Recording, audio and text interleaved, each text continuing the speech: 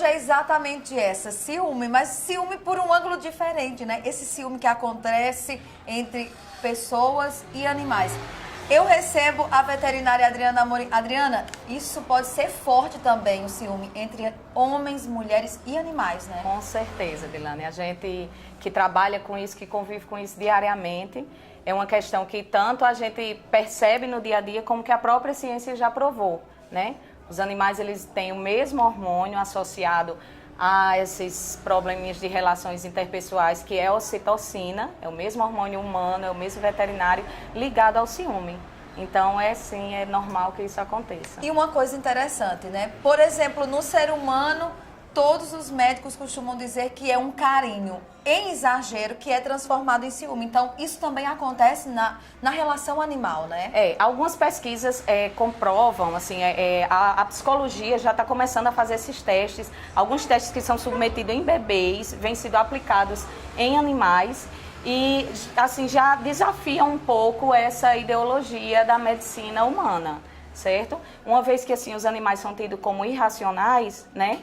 Se percebe que é mesmo uma condição, uma sensação de cuidado, de posse em cima daquilo ali. A gente poderia dizer, Adriana, que seria, por exemplo, um amor em exagero, já que, por exemplo, quando se fala humanamente, né, homens e mulheres dizem, amo tanto você que tenho ciúmes de você. Será que na relação animal isso também acontece? Eu acredito que a gente pode dizer que seja mais ou menos dessa forma.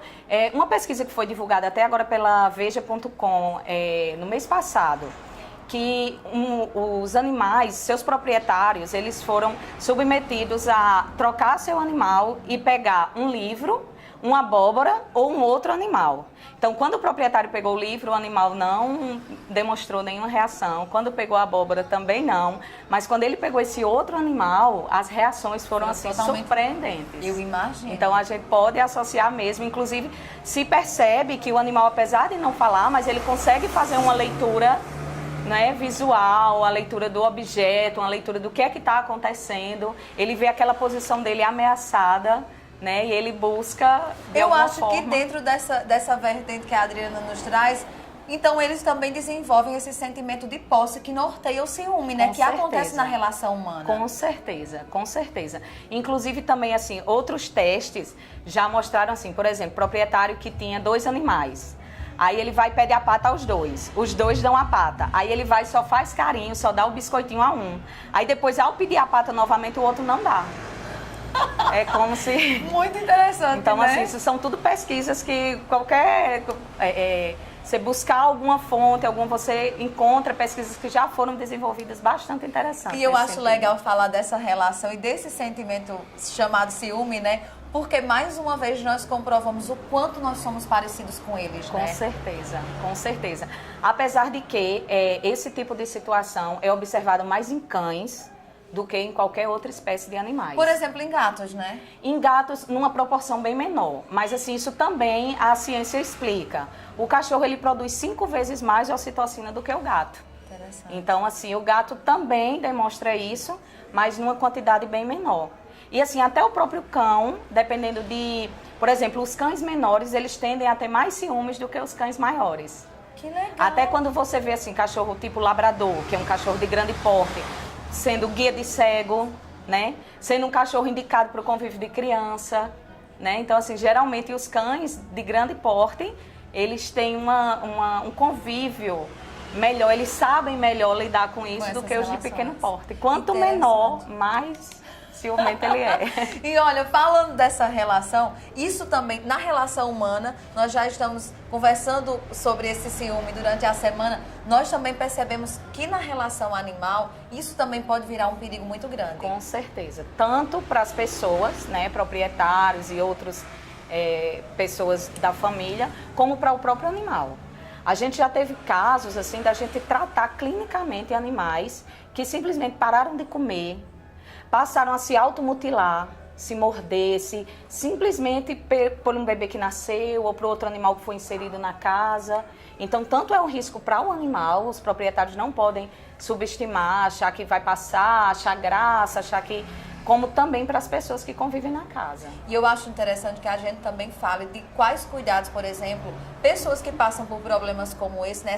Esse sentimento de posse desses animais, como eles podem agir, Adriana? Isso. A princípio, Dilane, a gente orienta o seguinte: se você adquire um animal e você tem a pretensão de futuramente inserir um outro animal na casa, seja da mesma espécie ou de uma espécie diferente, você já começa a fazer essa adaptação desde que ele for filhotinho, né? Comece a frequentar pracinhas, procurar locais, hotéis, como aqui na cidade de Patos mesmo já dispõe, onde você pode deixar o animal um dia para brincar com outros animais. Então já começa fazendo isso. Se não teve a oportunidade de fazer e de repente você introduz ou um novo integrante na casa ou um novo animal, aí realmente você deve buscar fazer essa adaptação de forma devagar, gradual, respeitando o animal. Sem exigir dele, sem né? exigir, sem achar graça. Ai, que gracinha, tem ciúme, tá entendendo? Começar nessa introdução, quando começar a ter sucesso, começar a dar um biscoitinho, fazer ele entender, né? Que aquilo ali não vai... O proprietário também tem que ter cuidado. Às vezes acaba dedicando mais tempo ao filhotinho novo que chegou, quer beber, requer mais atenção e acaba, não tenho mais tempo de passear com ele. Até o próprio animal tem esse sentimento de se sentir excluído, né? Isso, com certeza. Isso pode virar agravando essa situação de ciúme, né? E assim, num caso mais grave, realmente procurar um profissional.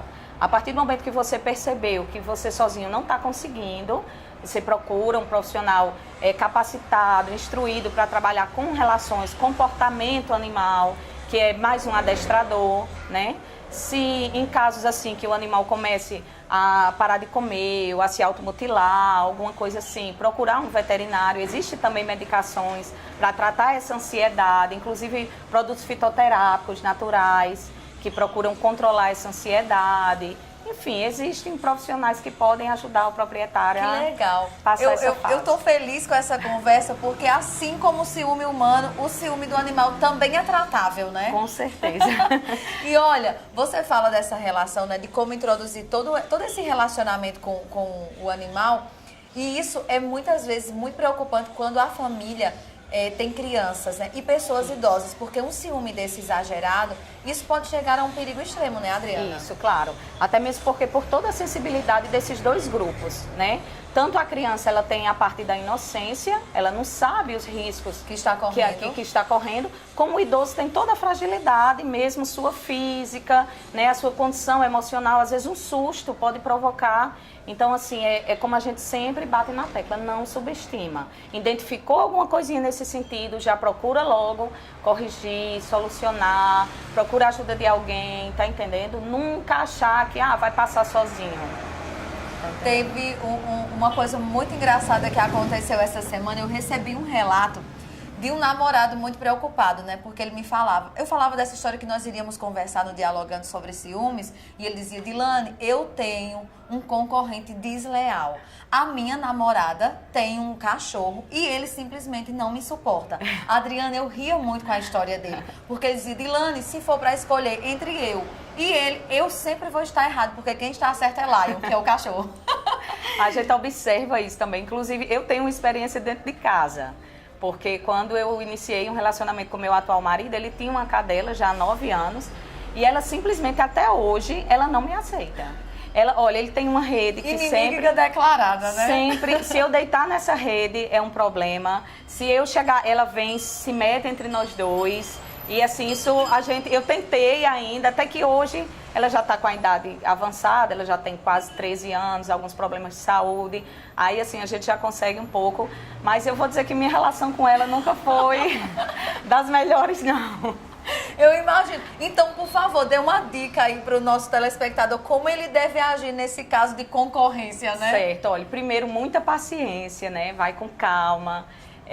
Procura sempre levar algum agradozinho, gratificar esse animal, fazer carinho. Se você já notou que algumas coisas, tipo um abraço, um beijo, irrita esse animal, não faça, né? Vocês vão ter outros momentos para terem esses momentos de carinho, então procure não fazer na frente dela e assim, com paciência, você vai ganhar a confiança e o seu espaço nessa relação. E quem sabe vocês vão ser leais, né? Lembre que ele chegou antes de você. Pois é, isso que ela até me falava, que ela disse, olha, por favor, ele veio antes de você, quando você chegou aqui, ele já estava. Isso. E eu acho que esse é exatamente um entrave que acontece? Porque muitas vezes o ser humano tende a não respeitar esse espaço, né, Adriana? Isso mesmo. Então é isso que ele tem que saber. Esse espaço que é dele com o animal, ele é altamente dependente do seu proprietário, né? A gente vai crescendo e vai se tornando mais independente para a hora de comer, para a hora de beber água. Já o animal não. Então, assim, todo o mundo dele se resume nela, né? Ela é quem é a fonte de alimento, a fonte de água, a fonte de carinho, a fonte de segurança, tudo é ela.